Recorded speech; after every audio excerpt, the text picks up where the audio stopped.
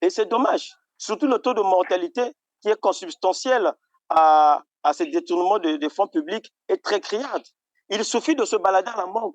Allez-y vous lever à la morgue un matin, vous verrez combien de personnes sont enterrées par jour à la morgue du CHU. Sans compter la morgue de Makelekele, sans compter la morgue de Talangaï, sans compter à Pointe-Noire et dans d'autres départements. Nous mourons à Brazzaville comme des mouches. Mais il faut que les Congolais se lèvent.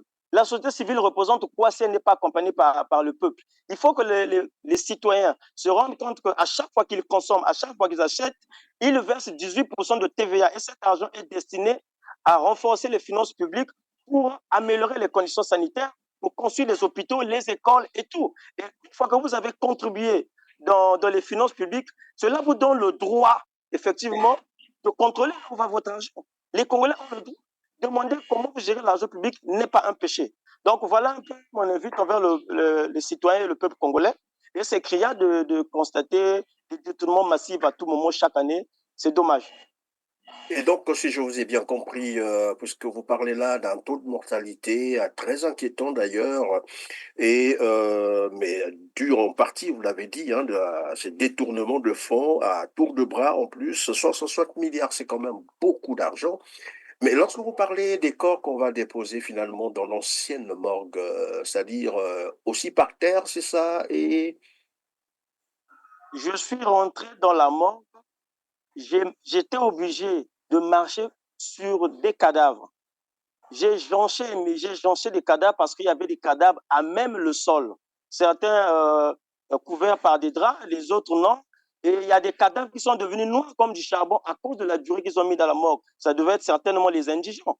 Mais l'État aussi ne débourse pas de l'argent pour enterrer les indigents. Mais c'est dommage, on est dans quel pays là? Je suis passé, j'ai marché peut-être 6 mètres pour aller me placer, puisque dans l'ancien module, il n'y a que des étagères. Il n'y a pas de casiers. Donc, on a marché pour aller placer le cadavre. Il faut sentir les odeurs nauséabondes. Ça m'a développé une grippe, un rhume que j'ai enduré pendant une semaine. Donc, vous voyez que c'est parce qu'eux, ils ont de l'argent pour se faire soigner à l'étranger, envoyer leurs parents à l'étranger, et que le peuple est devenu impuissant, réfractaire, qu'ils se prennent la tête. Une fois que le peuple va se lever, je pense qu'il fera un petit pas en arrière. Mais il faut que le peuple prenne conscience parce que c'est trop. Trop, c'est trop. Nina Kindou, des informations qui font froid au dos. On parle d'un taux de mortalité très inquiétant, très élevé. Bertrand a bien illustré les choses tout à l'heure. La misère crue, la misère absolue au Congo-Brazzaville, dans le même temps, 14 000 milliards, c'est quand même 26 milliards de dollars américains, l'équivalent de 8 ans de budget congolais, détournés comme ça, qui ont disparu, et dans le même temps, les Congolais en train de souffrir. Est-ce que vous aviez cette réalité, ces informations, de savoir que les gens mouraient beaucoup au Congo-Brazzaville, probablement aussi dû à la misère, à la précarité de la vie aujourd'hui au Congo? Bien sûr, euh, aujourd'hui, la vie du Congolais devient très fragile. Fragile du fait que les moyens de subsistance ne sont pas suffisants pour permettre à ce que chacun vive une vie moyenne. Et aujourd'hui, la misère frappe. Il y a une étude qui, dans les années passées, avait démontré que le Congolais vit euh, au seuil de la pauvreté, donc avec 500 francs CFA, 500 francs CFA par jour. Vous imaginez quel repas on peut avoir avec 500 francs. Et aujourd'hui, il est vraiment difficile quand vous faites le tour des ménages de voir encore des gens qui mangent le matin, à midi et le soir. Actuellement, dans toutes les familles, c'est un repas par jour que chaque ménage a. Ça détermine déjà le danger que cela représente. Et ça a un impact sur la santé aussi. Ça a un impact sur la santé. Quand tu ne manges pas bien, tu t'exposes à certaines maladies. Et quand tu vas à l'hôpital, les structures ne sont pas aménagées de telle sorte que tu jouisses, que tu puisses avoir un accès aux soins. Et c'est ce qui justifie taux de mortalité qui est aujourd'hui, qui a vraiment explosé. Je vous dis, Monsieur Christian, faites le tour de Brazzaville. Vous allez voir même dans une ruelle, il y a 3 banderoles. Donc, il y a 3 veillées dans une ruelle. J'ai vu ça, ça fait peut-être 5 jours de cela, et j'étais vraiment estomaquée. C'est une situation qui prouve à suffisance que le Congo va mal.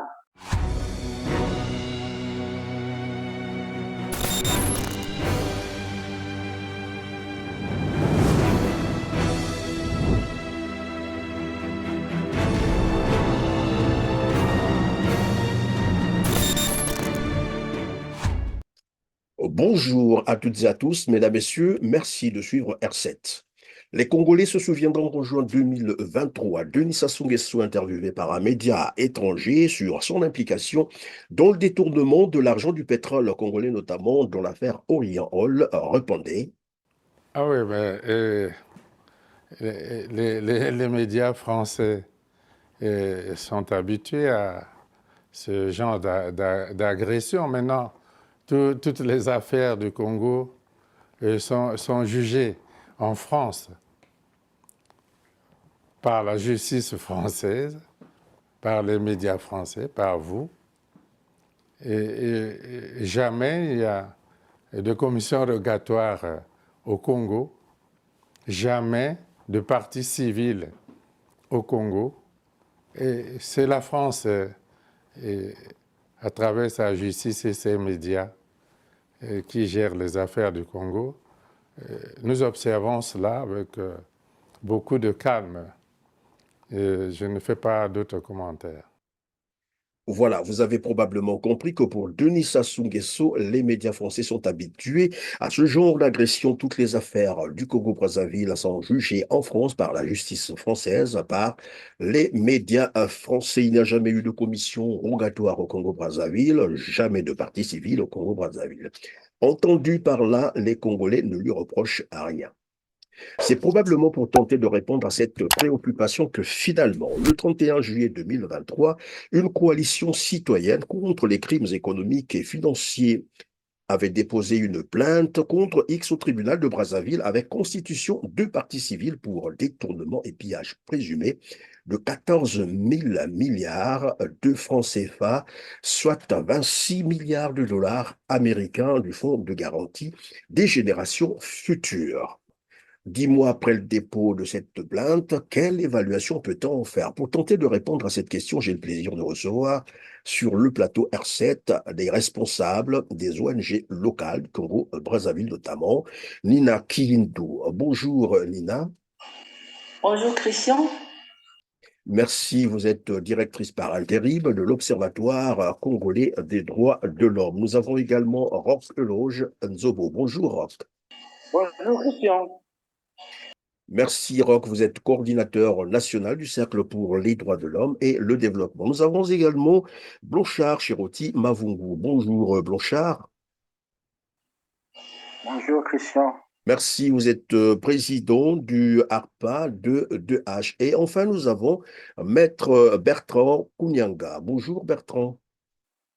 Bonjour Christian et merci pour l'invitation.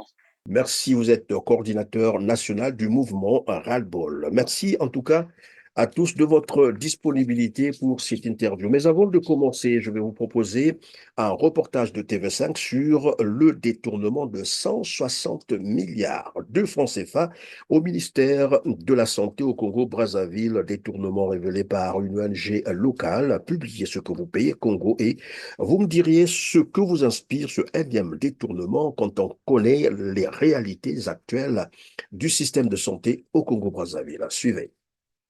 160 milliards de francs CFA, une somme astronomique allouée au ministère de la Santé et détournée entre 2020 et 2022.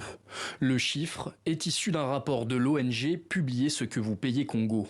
Alors que le développement du système de soins congolais est à la peine, l'enquête met le doigt sur la transparence de la gestion des finances publiques du pays. Les budgets de 2011, 2012, 2013 jusqu'à maintenant, c'est le même constat. On a construit un centre de dialyse à Pointe-Noire équipé, tout comme à Brazzaville, mais qu'on n'a jamais vu. Le dispensaire qui était prévu d'être construit au sein de l'aéroport international de Maya-Maya n'existe pas. Le CC de Kinshasa n'existe pas. Les 3 laboratoires, donc un laboratoire pour les produits génériques, pour la qualité des eaux, ordonnancés, mais jamais réalisés. Exemple criant des dysfonctionnements du système hospitalier au Congo, le centre de dialyse de Pointe-Noire, un projet qui n'a jamais vu le jour. Prévu depuis 2011, ce bâtiment jusqu'en 2014 n'existait pas. Et à la direction départementale de la santé de Pointe-Noire, on ne savait même pas si ce projet était prévu. Le rapport de Publier ce que vous payez Congo évoque également la gratuité de la césarienne, censée être garantie par un décret datant de 2011. Pourtant, 94 femmes ont confié à l'ONG ne pas avoir pu en bénéficier. Lorsqu'on t'emmène au bloc opératoire, on appelle ta famille et on lui dit que pour l'opération, il faut 65 000 francs CFA. Si tu n'as pas d'argent, on te néglige. Ceux qui payent, c'est d'eux qu'ils s'occupent en premier. Mon enfant, je l'ai perdu à cause de ça, parce que j'avais déjà passé 3 jours au centre de santé de Diosso et 2 jours à l'hôpital général. J'ai perdu du temps. On m'a opéré le 3e jour vers 20 h. Mon garçon est mort parce que je n'ai pas pu payer. Le ministère de la Santé a refusé de commenter le rapport, car les années épinglées datent d'avant l'arrivée de l'actuel ministre de la Santé, Gilbert Mokoki. Voilà. 160 milliards de francs CFA, je répète, 160 milliards de francs CFA, soit 266 millions de dollars américains détournés en seulement 2 ans, entre 2020 et 2022, au ministère de la Santé publique au Congo-Brazzaville, dans un contexte où tous les Congolais, ou presque, se plaignent des conditions de santé publique, des conditions d'hospitalisation précaires, un taux de mortalité très inquiétant. Quels commentaires vous inspire ce énième détournement de l'argent public au ministère de la Santé? Oui, merci Christian. Donc voilà, c'est notre lot quotidien. Nous sommes, c'est pour la énième fois que nous venons encore d'apprendre cette pratique qui devient comme banalisée dans notre pays, où chaque jour de nouvelles révélations sur des cas de détournement, de malversation. Et nous pensons qu'il est temps que cela cesse. C'est pour cela que justement nous nous sommes en train de nous mobiliser autour de cette coalition contre le crime financier, parce que si on y prend garde, nous allons nous retrouver comme dans un État sans loi, un État où il y aura l'anarchie. Et donc, ceci nous interpelle. Nul n'est besoin de décrire le degré de pauvreté qui commence à sévir au Congo. Nul n'est besoin de décrire le taux de chômage et les conditions de santé. Alors, face à tout cela, c'est impensable, c'est inimaginable de croire que certains individus peuvent s'arroger de leur position dans le système politique du pays pour priver la population de leur bien-être à travers ce genre d'actes qui sont répréhensibles. C'est pour cela que, en tant qu'organisation de la société civile, nous allons user de toutes les voies légales pour que non seulement que les auteurs de ces crimes soient punis, mais également pour servir de leçon à d'autres qui seraient tentés de refaire la même chose. Merci, Roch Eloge Nzobo. Alors, je vais me tourner vers Nina Kiyindou. Vous êtes directrice par intérim de l'Observatoire congolais des droits de l'homme, mais aussi vous êtes une mère de famille, à ce que je sache. Que vous inspire de tels détournements pour vous qui êtes mère de famille? Et parce que chez nous, on dit la femme, c'est elle qui porte la vie. Vu les conditions de santé au Congo-Brazzaville, qu'est-ce que cela vous fait d'apprendre de telles informations? Merci Christian, c'est une information qui est comme un coup de couteau qu'on donne au niveau du cœur parce qu'aujourd'hui, si vous sillonnez dans la ville de Brazzaville, rien que la ville de Brazzaville, vous allez vous rendre compte que les gens meurent en catastrophe. Mais pourquoi ces gens meurent? C'est parce que l'accès à la santé n'y est pas. Il y a le tâtonnement parfois pour diagnostiquer une maladie. On n'a pas vraiment les plateaux techniques qu'il faut. Il y a absence des produits parfois de première nécessité. Et du coup, ce genre d'information, c'est vraiment révoltant. Nous, en tant qu'organisation de la société civile, c'est une information qui nous révolte parce que nous avions comme l'impression que le Congo est en train de vivre dans une culture de l'impunité. Et nous pensons que ce genre de crimes doivent être sévèrement punis. Voilà pourquoi, dans le cadre de la coalition contre les crimes économiques, nous avons pensé à lancer des actions judiciaires contre tout auteur de ce genre de comportement, de telle sorte que ces personnes-là soient jugées selon la loi. Aujourd'hui, si vous faites le tour, au niveau du CHU, vous faites un tour, vous allez vous rendre compte que c'est vraiment catastrophique. C'est catastrophique. Il y a des gens qui meurent parfois pour une simple seringue, qui manquent parfois pour des premiers produits de nécessité. Et aujourd'hui, vous allez remarquer que beaucoup de gens meurent. Faites un tour à la morgue, même un samedi, la morgue municipale de Brazzaville, même celle de Makelele ou de Talanga, vous allez vraiment vous rendre compte que ce pays-là ne va pas. Il y a un malaise général qui touche tous les aspects, non seulement la santé, mais tous les aspects de la vie courante. Et nous pensons que notre action en tant que société civile sera une action salvatrice qui va faire que ce pays-là, que dans ce pays-là, on respecte les droits et que les populations qui croupissent dans la misère puissent vivre le bien-être. Merci Lina Kiyindou. Alors Blanchard, une population qui croupit dans la misère et dans le même temps, les milliards sont détournés à tour de bras. On va vous parler du scandale FIGA, scandale SNCF, 14 000 milliards. Aujourd'hui, on parle encore de 160 milliards de francs CFA détournés au ministère de la Santé. Et tout à l'heure, nous allons aborder un autre volet, c'est un peu les révélations faites par RFI sur le patrimoine immobilier des membres du clan Sassou Nguesso à Dubaï. Est-ce que cette impunité, alors que, si je me souviens très bien, entre 2020 ou 2021, Denis Sassou Nguesso promettait que plus rien ne sera comme avant, tous les crimes financiers seront punis. Mais pourquoi cette impunité? Qu'est-ce qu'elle vous inspire? Bon, mais moi je dirais d'abord, c'est la faiblesse de la justice. Déjà, on n'a pas une justice indépendante. Donc, il est difficile de poursuivre ces gens-là. Aujourd'hui, nous avons ce que nous appelons ici au Congo de petits frétins, de mini-frétins et de gros poissons. Donc, quand c'est un enfant ou un jeune qui vole 1000 francs, 100 000, 200 000 francs, non, facilement on le prend et on l'incarcère.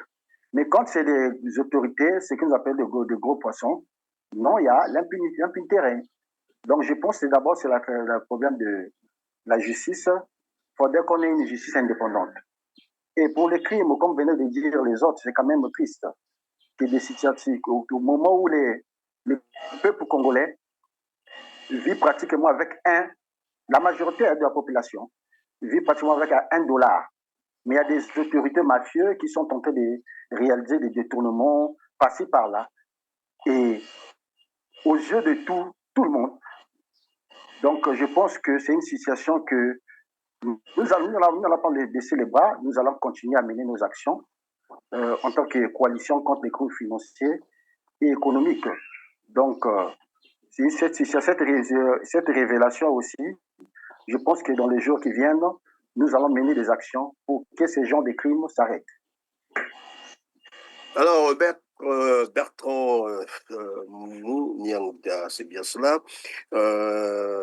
Il y a j'allais dire, une autre révélation en dehors donc de ces 160 milliards de francs CFA qui ont été détournés au ministère de la Santé. Vous avez entendu Roch en parler, Nina et Blanchard. Il y a une autre information, on disait tout à l'heure, cette fois-ci révélée par RFI. Elle a été publiée hier seulement, le 15 mai 2024, titrée Le patrimoine des chefs d'État africains à Dubaï, qui révèle en fait une enquête des médias internationaux. Ici, on cite le nom de la belle-fille de Denis Sassou Nguesso, Nathalie Boumba. Je pense que vous la connaissez. C'est la compagne de Denis Christian Sassou Nguesso qui apparaît dans le registre de Dubaï où elle a acquis une villa de 700 mètres carrés pour 2 milliards 300 millions de francs CFA en 2018. La justice américaine s'intéressait déjà à son patrimoine après avoir découvert un appartement haut de gamme en Floride offert par son mari Denis Christian Sassou Nguesso. Le ministre Zéphirin Mbulu aussi est cité, le ministre de l'Intérieur du Congo est cité ici, pour un patrimoine de près de 3 millions d'euros. Lorsqu'on a tous ces éléments-là, tous ces chiffres qui donnent, j'allais dire, le tournis, et savoir que les Congolais sont plongés dans la misère, est-ce que quelque part on peut penser que la société civile ne fait pas aussi son travail? Non, monsieur Christian, la société civile fait son travail. C'est le peuple qui est réfractaire. Quelle serait la force ou l'œuvre de la société civile si elle n'est pas accompagnée par le peuple? J'ai suivi, où j'ai eu le bonheur d'assister à la publication de ce rapport que j'ai d'ailleurs sur place ici. Lorsque vous scrutez le rapport, à la page 18, on nous révèle que sur les projets, sur le pourcentage des projets financés, deux seulement ont connu le succès. Donc, 2 seulement ont été achevés, mais qui sont à l'état actuel non fonctionnels. Et 51 projets n'ont pas vu la réalisation. Mais l'argent a été ordonné et décaissé par les autorités publiques. On se pose la question, où va cet argent? Aujourd'hui, si le système sanitaire est délabré, c'est en partie aussi à cause de ce détournement de fonds publics. J'ai eu la malchance, on va dire, ou bien la chance d'accompagner mon frère qui venait de décéder le lundi 6 de ce mois à la morgue. Et en arrivant, le nouveau module de la morgue étant plein, on était obligé d'aller laisser le cadavre dans l'ancien module. Je suis rentré à l'intérieur, mais j'ai eu l'impression d'être en face d'un génocide. Tu as l'impression que c'est tout un quartier qui a été décimé. Mais le taux de mortalité est trop élevé dans notre pays. Mais si le taux de mortalité est élevé, c'est à cause de quoi? C'est à cause aussi de ces détournements de fonds publics qui font que le système sanitaire n'est pas performant. D'abord, les médecins sont devenus aussi cupides. Et puis, nonobstant tous ces faits-là, aussi la mauvaise volonté des pouvoirs publics. La coalition Publiez ce que vous payez avait aussi, avant la publication de ce rapport, avait publié un autre rapport sur les fonds Covid. Et ce rapport sur le fonds Covid aussi révélait des détournements massifs des fonds publics. Et jusqu'aujourd'hui, le gouvernement ne s'est jamais justifié sur ce détournement-là des fonds Covid. Voilà, le gouvernement ne s'est jamais prononcé. Et la difficulté que publier ce que vous payez a, c'est qu'avant de publier leur rapport, ils prennent le soin de présenter le rapport aux autorités pour voir s'ils vont contredire. Mais à la fin, personne ne contredit. Et à ce moment-là, ils publient. Donc, je comprends par là que les autorités sont informées, ils sont conscients de ce qui se passe. Mais bon, ils ont décidé de faire souffrir le peuple. Et c'est dommage. Surtout le taux de mortalité qui est consubstantiel à ces détournements des fonds publics est très criard. Il suffit de se balader à la morgue. Allez-y vous lever à la morgue un matin, vous verrez combien de personnes sont enterrées par jour à la morgue du CHU. Sans compter la morgue de Makelekele, sans compter la morgue de Talangaï, sans compter à Pointe-Noire et dans d'autres départements. Nous mourons à Brazzaville comme des mouches. Mais il faut que les Congolais se lèvent. La société civile représente quoi si elle n'est pas accompagnée par le peuple? Il faut que les citoyens se rendent compte qu'à chaque fois qu'ils consomment, à chaque fois qu'ils achètent, ils versent 18% de TVA et cet argent est destiné à renforcer les finances publiques pour améliorer les conditions sanitaires, pour construire les hôpitaux, les écoles et tout. Et une fois que vous avez contribué dans les finances publiques, cela vous donne le droit, effectivement, de contrôler où va votre argent. Les Congolais ont le droit. Demander comment vous gérez l'argent public n'est pas un péché. Donc voilà un peu mon invite envers les citoyens et le peuple congolais. Et c'est criant de constater des détournements massifs à tout moment chaque année. C'est dommage. Et donc, si je vous ai bien compris, puisque vous parlez là d'un taux de mortalité très inquiétant d'ailleurs, mais dû en partie, vous l'avez dit, hein, à ces détournements de fonds à tour de bras en plus, 160 milliards, c'est quand même beaucoup d'argent. Mais lorsque vous parlez des corps qu'on va déposer finalement dans l'ancienne morgue, c'est-à-dire aussi par terre, c'est ça? Et Je suis rentré dans la morgue, j'étais obligé de marcher sur des cadavres. J'ai jonché des cadavres parce qu'il y avait des cadavres à même le sol. Certains couverts par des draps, les autres non. Et il y a des cadavres qui sont devenus noirs comme du charbon à cause de la durée qu'ils ont mis dans la morgue. Ça devait être certainement les indigents. Mais l'État aussi ne débourse pas de l'argent pour enterrer les indigents. Mais c'est dommage, on est dans quel pays là? J'y suis passé, j'ai marché peut-être 6 mètres pour aller me placer, puisque dans l'ancien module, il n'y a que des étagères. Il n'y a pas de casier. Donc, on a marché pour aller placer le cadavre. Il faut sentir les odeurs nauséabondes. Ça m'a développé une grippe, un rhume que j'ai enduré pendant une semaine.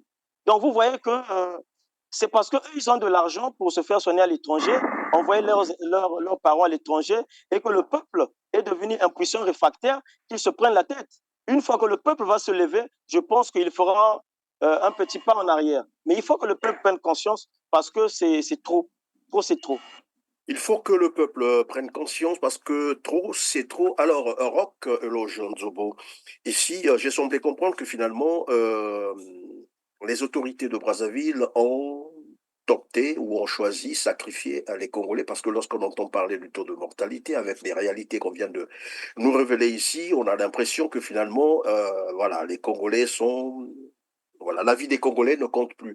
Et c'est ce qui probablement aussi a poussé cette coalition de lutte contre la criminalité économique et financière au Congo-Brazzaville le 31 juillet dernier de déposer plainte contre X pour détournement et pillage présumé des 14 000 milliards. On va donc aborder ce volet 10 mois après le dépôt de cette plainte. Quelle est la suite aujourd'hui?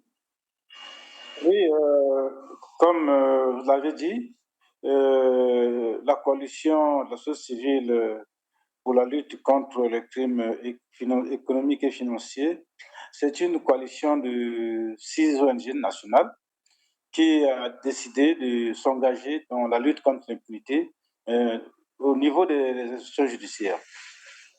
Et c'est dans le cadre de notre mandat en tant qu'ONG et aussi par rapport à l'objet poursuivi par l'OCDH et MCC qui, dans leur statut, prévoit la lutte contre l'impunité comme objectif. Donc, que nous nous sommes investis, que nous avons décidé de porter plainte contre X au détournement de ces fonds initialement destinés à être préservés dans un compte, un fonds de garantie pour être utilisé par les générations futures. Parce qu'il faut dire quel est l'esprit quand on a mis en place ce fonds. On suppose que déjà, au moment où on avait mis ce fonds de garantie à côté, c'est comme si tous les besoins de Congolais avaient déjà été réglés. Parce qu'on ne peut pas dire à quelqu'un qui ne mange pas aujourd'hui, mais on garde l'argent pour que tu manges demain. On suppose que tout était déjà garanti, qu'on avait déjà, on avait tellement d'argent pour régler les problèmes des citoyens qu'on a mis à côté ces fonds-là. Et alors, jusqu'aujourd'hui, nous avons constaté que ces fonds n'existent plus. Et nous voulons savoir où sont allés ces fonds. Voilà pourquoi nous avons déposé cette plainte depuis le 31 juillet 2023. Mais c'est dans le cadre de notre action citoyenne, non seulement pas en tant qu'organisation de la société civile, mais aussi en tant que citoyen congolais. Nous avons le devoir, parce que c'est notre argent, comme on dit. Tous les fonds, tous les biens issus du sol et du sous-sol congolais n'appartiennent pas au gouvernement. Les gouvernements, par principe, ont plutôt la charge de gérer et de rendre compte. Mais maintenant, ils se comportent comme les propriétaires de toutes les richesses du Congo. Alors, nous, comme cela est également proscrit par la loi, eh bien, nous allons utiliser cette même loi que ces mêmes gouvernements ont adoptée pour les poursuivre. Nous allons les persécuter avec les instruments du droit. Ils doivent répondre, ils doivent nous justifier où est-ce qu'ils ont mis ces fonds-là. Et nous le faisons en tant que citoyens. C'est pour cela que, pour revenir à la préoccupation de Bertrand, nous devons aussi faire en sorte que la population comprenne d'abord notre démarche. Il faut une sensibilisation qu'elle comprenne notre démarche et qu'elle adhère à notre démarche. Parce que c'est vrai que nous allons aller au niveau des institutions, mais nous ne le faisons pas que pour nous, mais nous le faisons pour la population. Et tout citoyen doit se sentir intéressé par cette action que nous sommes en train de mener. Et nous estimons que ce n'est qu'un début. Ce n'est qu'un début parce que je crois que nous allons mener une croisade. Si on peut parler en termes de religieux, ce sera une croisade contre les détournements des deniers publics et nous allons utiliser toutes les voies légales pour que cela cesse et que ceux qui ont commis ces crimes répondent et que ceux qui seront tentés de le refaire, eh bien, ceux-là, ils seront dissuadés. Merci Roqueloge. Alors Nina Kindou, des informations qui font froid au dos. On parle d'un taux de mortalité très inquiétant, très élevé. Bertrand a bien illustré les choses tout à l'heure. La misère crue, la misère absolue au Congo-Brazzaville. Dans le même temps, 14 000 milliards, c'est quand même 26 milliards de dollars américains, l'équivalent de 8 ans de budget congolais détournés comme ça, qui ont disparu, et dans le même temps, les Congolais en train de souffrir. Est-ce que vous aviez cette réalité, ces informations, de savoir que les gens mouraient beaucoup au Congo-Brazzaville, probablement aussi dû à la misère, à la précarité de la vie aujourd'hui au Congo? Bien sûr. Aujourd'hui, la vie du Congolais devient très fragile. Fragile du fait que les moyens de subsistance ne sont pas suffisants pour permettre à ce que chacun vive une vie moyenne. Et aujourd'hui, la misère frappe. Il y a une étude qui, dans les années passées, avait démontré que le Congolais vit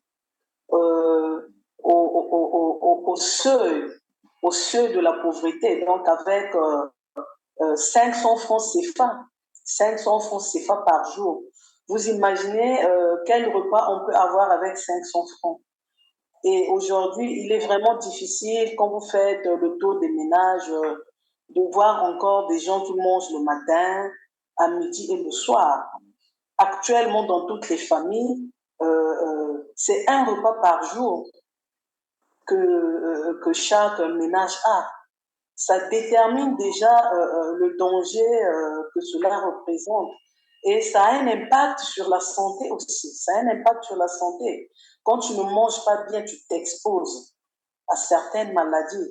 Et quand tu vas à l'hôpital, les structures ne sont pas aménagées de telle sorte que tu jouisses, que tu puisses avoir un accès aux soins.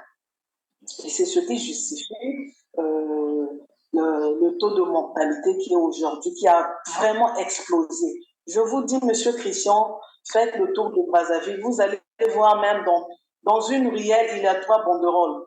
Donc, il y a 3 veillées dans une ruelle.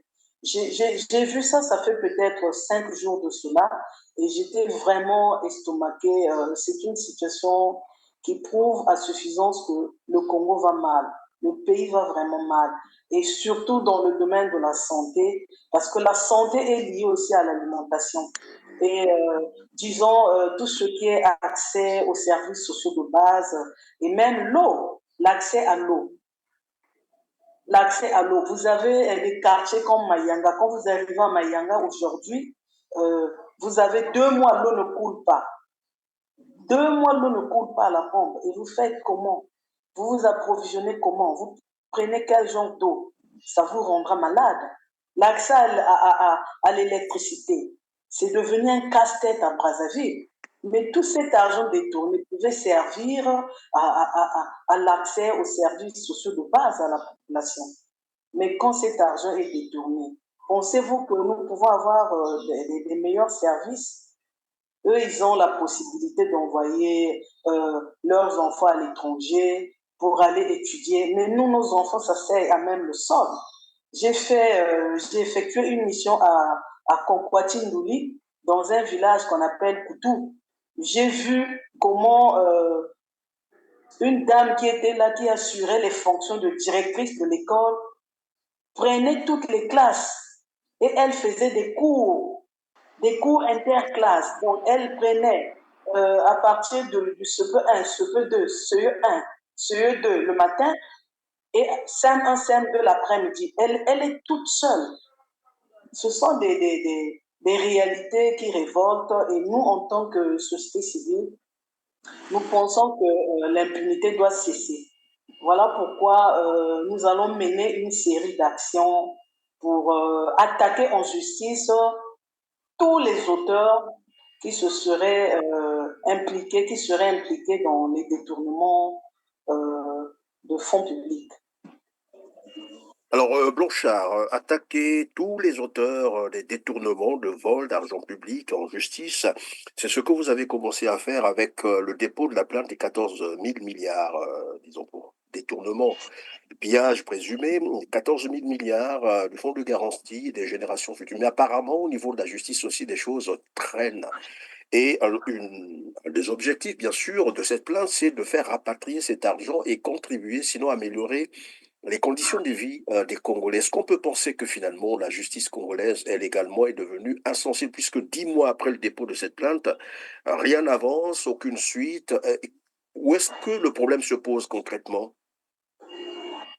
Bon, moi, je me dis toujours qu'il y a 2 poisons qui tuent le Congolais. C'est d'abord l'ignorance et la peur. Beaucoup ignorent leurs droits. C'est pourquoi il faut sensibiliser, que ce soit au niveau de la population. Bon, je suppose que les juges, les magistrats connaissent les droits, ils connaissent leurs droits. Mais sauf que c'est la peur. En fait, c'est le système.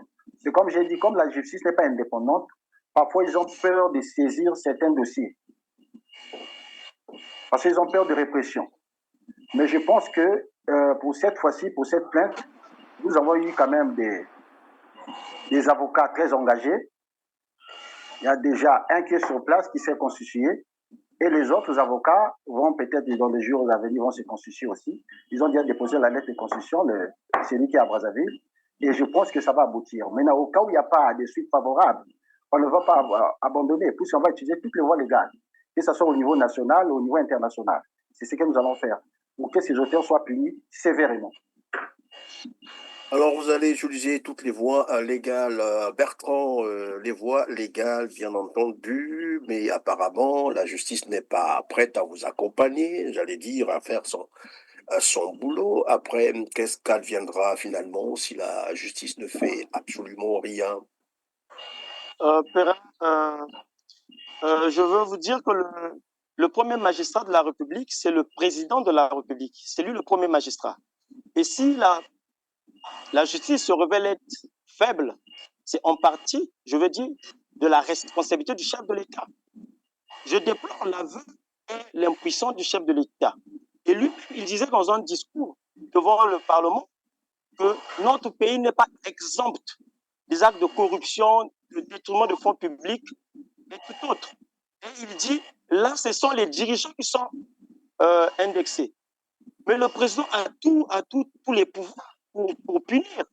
Je me pose donc la question aujourd'hui, donc finalement, qui commande ce pays? Est-ce que ce sont ces gens-là qui sont révélés par les médias qui commandent ce pays, ou c'est le président lui-même qui commande ce pays? Pourquoi il est impuissant? Pourquoi il n'arrive pas à punir? Je vais vous lire un discours qu'il avait fait devant un discours sur l'état de la nation. Il dit: je comprends l'inquiétude du peuple devant l'exigence de transparence et d'objectivité. Je rassure qu'il n'y aura ni bouclier de protection pour les uns, ni rampe de sanctions pour les autres.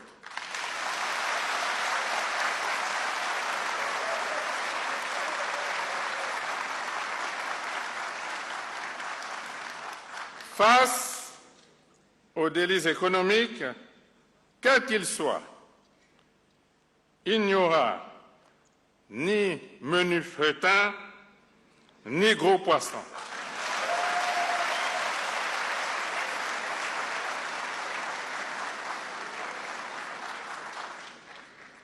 Tout passera dans la nasse du droit et de la justice.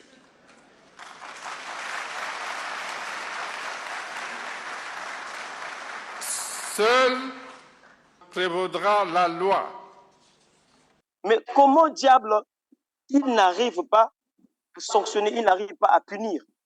Mais ça ne peut que continuer comme ça. Les révélations sont légion.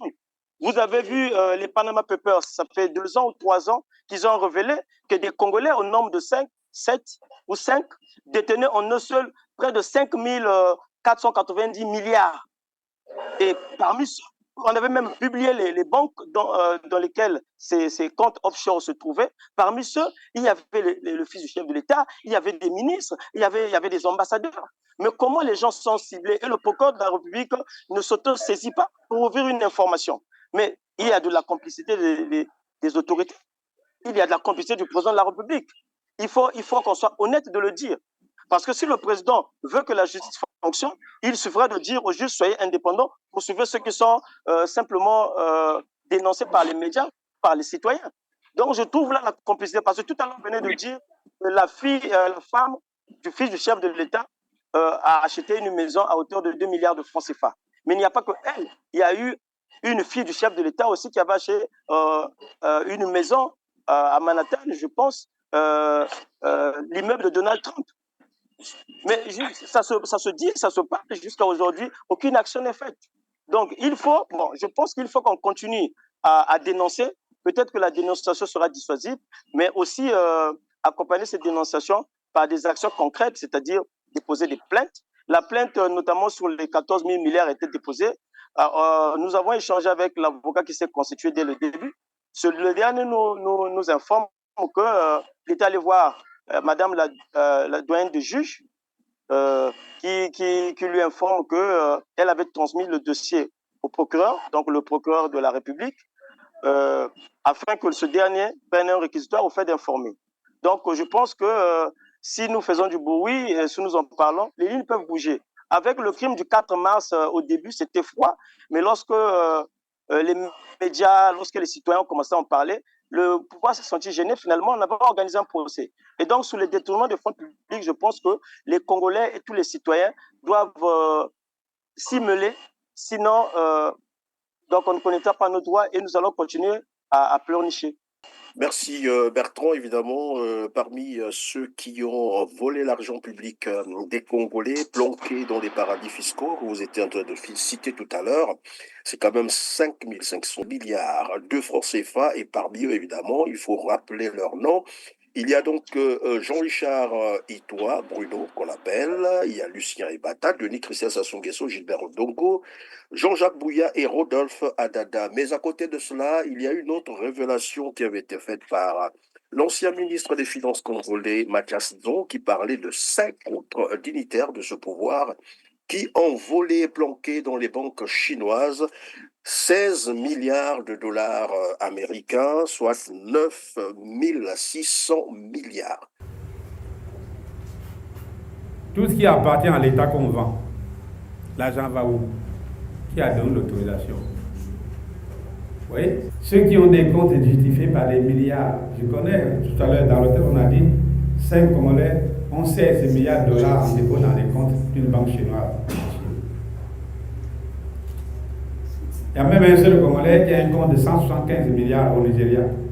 Et ce qui est troublant aujourd'hui, c'est de savoir que à côté de tout cet argent volé, comme vous l'avez rappelé tout à l'heure, Denis Sassou Nguesso est là, le sait, mais ne fait rien.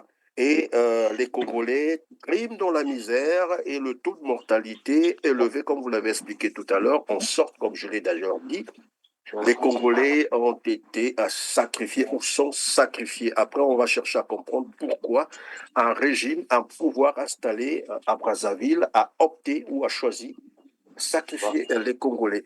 Alors, il y a un autre dossier brûlant, les Congolais en parlent depuis un certain temps, c'est la vente des terres du Congo, Brazzaville au Rwanda. Les Rwandais revendiquent désormais 980 km² de terres au Congo-Brazzaville, des terres qui leur appartiennent désormais. C'est eux qui l'ont dit, ce n'est pas moi. Vous avez suivi le reportage. Les entrepreneurs et autres membres du secteur privé du Rwanda ont visité récemment les terres que le Congo-Brazzaville a offertes au Rwanda, des terres plus grandes que la ville de Kigali pour être exploitées. Après cette visite, ils ont décidé d'en faire bon usage en investissant dans des activités agricoles qui incluent l'élevage en prenant note de la fertilité de ces terres. Patrick Nividandi nous en fait le point. Entre le 4 et le 8 mars de cette année, certains membres du secteur privé du Rwanda ont visité le Congo-Brazzaville et ont découvert les 2 terrains qui appartiennent désormais au Rwanda avec une superficie combinée de 980 km². Tout le monde comprend désormais que finalement ces terres ont été vendues. La preuve, c'est qu'il y a un ambassadeur, Théoneste Mutindashaka, donc l'ambassadeur rwandais au Congo-Brazzaville, qui est allé demander des actes fonciers à Pierre Mabiala, le ministre des Affaires foncières du domaine public. On ne peut demander un acte foncier que celui qui se considère propriétaire des terres. Et donc, on suppose que les terres ont été vendues. Là aussi, vous êtes en train de préparer une plainte à déposer.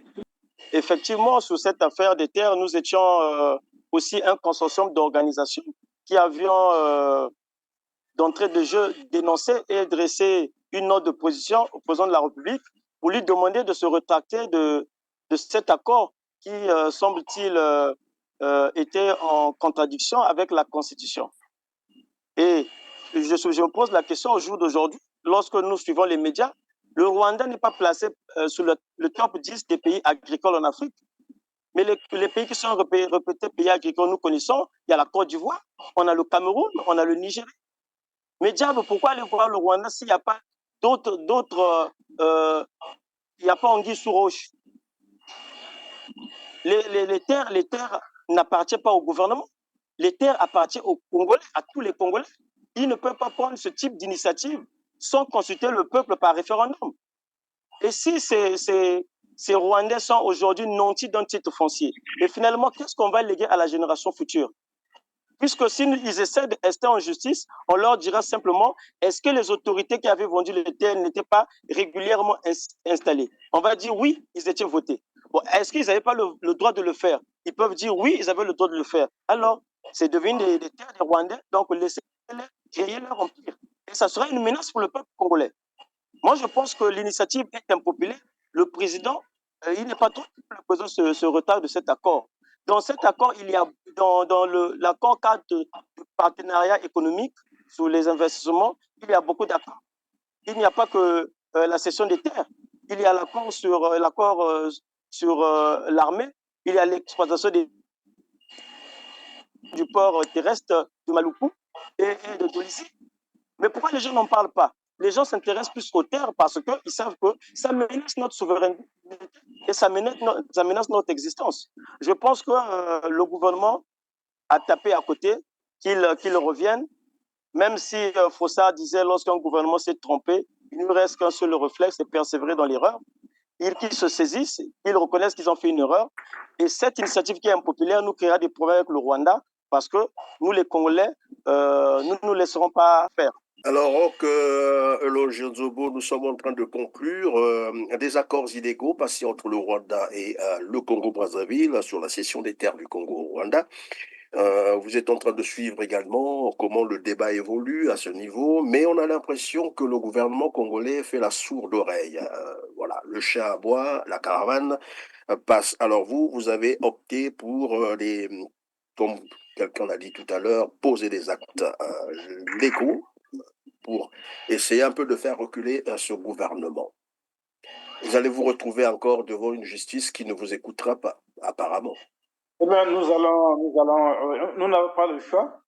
Nous allons effectivement mettre l'autorité judiciaire devant ses responsabilités. Et nous savons que, du point de vue de la loi, si nous n'avons pas un gain de cause au niveau national, nous connaissons les voies de recours. On l'a fait pour l'affaire des disparus du Beach. On a bien utilisé toutes les voies au départ au niveau national. Nous avions au départ, déposé la plainte au tribunal de grande instance de Brazzaville justement pour disparition forcée. Mais comme le gouvernement ne voulait pas faire en fait que la justice se fasse, nous avons été obligés d'utiliser d'autres voies de recours au niveau international. Mais pour le cas d'espèce, je pense que nous n'allons pas, comme on dit, on ne va pas inventer la roue. Hein. Nous allons persévérer à utiliser toutes les voies de recours au niveau national. Mais si cela n'aboutit pas, nous allons utiliser toutes les autres voies de recours au niveau international. Et nous irons jusqu'au bout afin que cet acte illégal soit retiré. Voilà.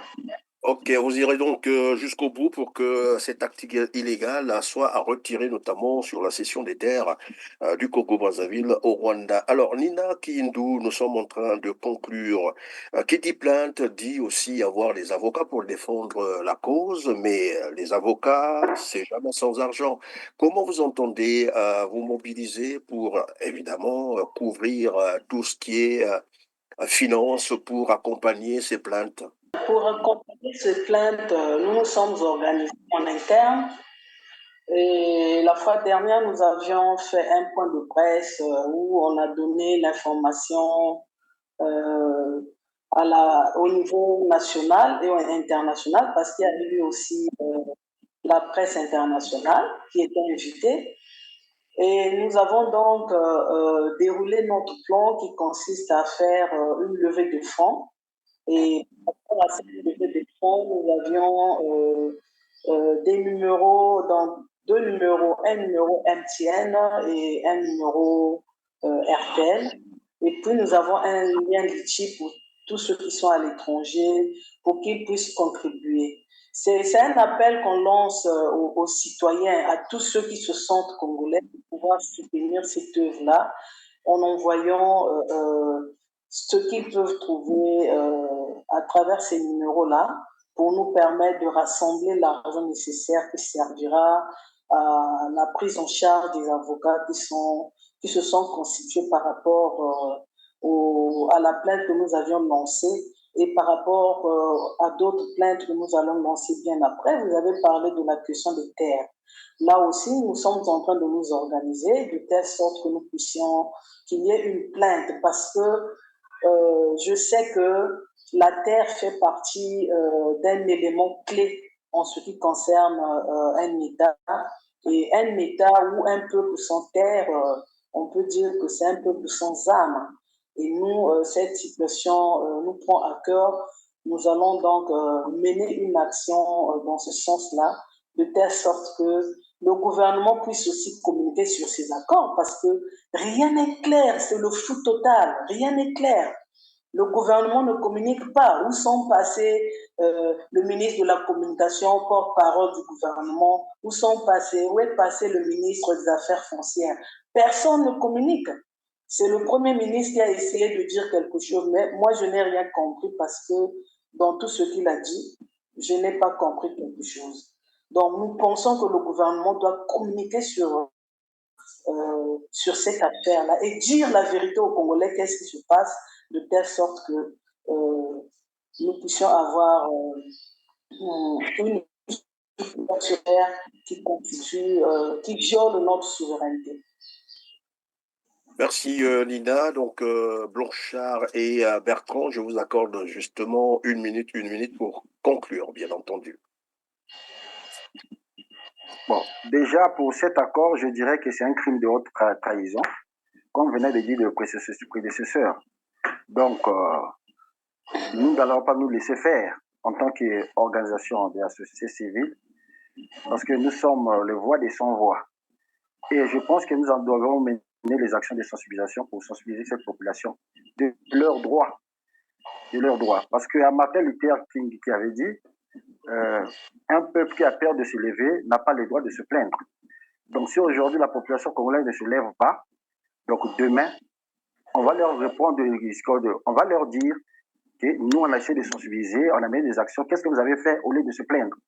Donc nous pensons que nous devons nous lever pour ces crimes, parce que déjà le Rwanda, comme venait de dire, ne figure pas dans les pays producteurs, les 10 pays agriculteurs. Mais aujourd'hui, le Rwanda est le premier pays producteur de coltan. Tandis que chez eux, ils n'ont pas de matières premières. Donc si ce n'est pas pour piller aussi le Congo, comme ils venaient de piller, ils sont en train de piller la RDC. Nous avons aussi là, nous suspectons aussi, on s'est dit que parce que la Grande-Bretagne va expatrier un peu les réfugiés qui sont là-bas au Rwanda. On s'est dit peut-être que ces réfugiés-là seront installés au Congo, les terres au Congo. Donc c'est ça la peur. Donc nous demandons à la population de se lever, d'ouvrir les yeux, et nous allons continuer à mener des actions de sensibilisation. Et nous allons continuer en tant que, comme on venait de dire, les organisations, nous avons ce mandat-là du contrôle citoyen de l'action publique. Pour ce mandat-là, on va continuer à mener les actions pour tout ce qui concerne le détournement et aussi pour la cessation des terres. Nous allons continuer à porter plainte. Je crois d'ici là, nous allons nous organiser pour porter plainte pour cette affaire des terres. Merci Bertrand. Christian, vous êtes sans ignorer qu'un des principes sacro-saints de ce type d'accord, c'est la réciprocité. Les Rwandais sont au Congo depuis 2021. Les Rwandais ont commencé à exploiter les terres avant même que l'accord ne soit ratifié.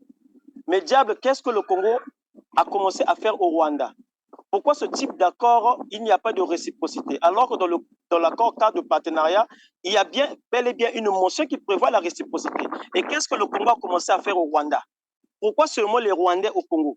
Non, mais les gens doivent savoir qu'il y a anguille sur roche et rejeter en bloc cet accord que le partenariat avec le Rwanda aussi, ou avec la RDC qui est notre peuple ami, notre pays ami, puisse être au beau fixe et qu'on vive en paix. Moi, je pense que le nœud du problème, c'est la cession des terres et que le Congo doit comprendre que cette initiative est impopulaire, qu'il se rétracte à ça et continuer à collaborer dans d'autres domaines avec le Rwanda, avec la RDC, pour éviter les problèmes. En tout cas, merci d'avoir été avec nous sur R7, Maître Bertrand. Nous avons vu également Rokelo Janzobo, Nina Kindou, Blocha Bavungu. En tout cas, merci d'avoir été disponible pour nos téléspectateurs et pour nous-mêmes. Mesdames, Messieurs, c'est la fin de cette émission. Merci de nous avoir encore fait confiance, mais n'oubliez surtout pas de cliquer sur le petit pouce en l'air juste en bas de la vidéo après avoir massivement partagé cette émission et dites-nous en commentaire ce que vous en pensez. Sur ce, on se dit au revoir et à très bientôt. Merci.